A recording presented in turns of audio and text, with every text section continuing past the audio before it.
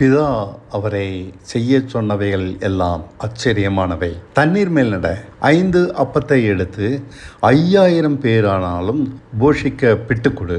மீன் வாயிலிருந்து தங்க காசை எடுத்து வரிப்பணத்துக்காக செலுத்து. மரித்த பெண்ணை எழுப்பு. தன்னை பிடித்து இழுத்துச் சென்று மலை உச்சிலிருந்து தள்ள முயலுகிறவர்கள் மத்தியில் இருந்து மறைந்து போ. பரிசேயர் சதுசேயர் மாய்மாலத்தை கண்டி.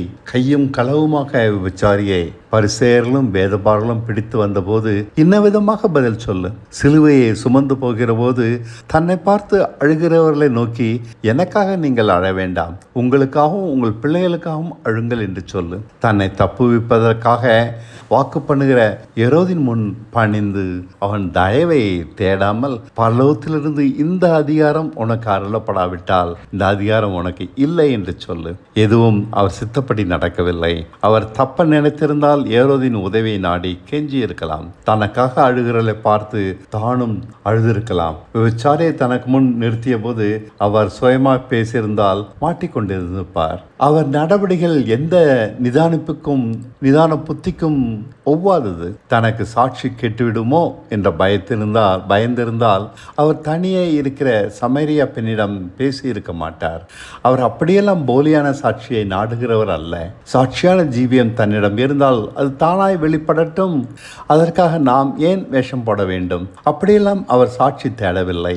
தேவன் எதை சொன்னாரோ அதை அப்படியே செய்தார். பயமில்லாமல் பரிசேயரையும் வேதபாரகரையும் பார்த்து, மாய்மாலக்காரரே என்றார். அவர்களும் பரலோகத்தில் பிரவேசிக்கிறதில்லை, மற்றவர்களையும் பிரவேசிக்க விடுகிறது இல்லை என்றார். இன்றும் இது உண்மை. தனக்கு வழி தெரியாவிட்டால் பரவாயில்லை, தனக்கு தெரிந்தது போல நடிப்பதால் தானும் போய் சேர வேண்டிய இடம் போக முடியாது, மற்றவர்களையும் போக வழிவிடுகிறது இல்லை. வெளியரங்கமாக அவர்கள் வேஷத்தை கிழித்து அம்பலமாக்கினார். அவர்கள் மேல் தனிப்பட்ட பகையா?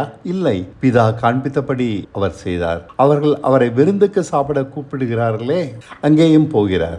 அவர்கள் செய்த செய்களை அங்கேயும் கண்டிக்கிறார். பிதா செய்ய சொன்னதை பயப்படாமல் செய்கிறார். சாட்டையை பின்னி ஆலயத்தில் காசுக்காரர்களை அடித்து விரட்டுகிறார். அவர்கள் மேஜைகளை கவிழ்த்து போட்டார் என்றால் பாருங்களேன். மிக மிஞ்சின செயலாக இது தோன்றவில்லையா? இப்படியெல்லாம் அவர் செய்யலாமா?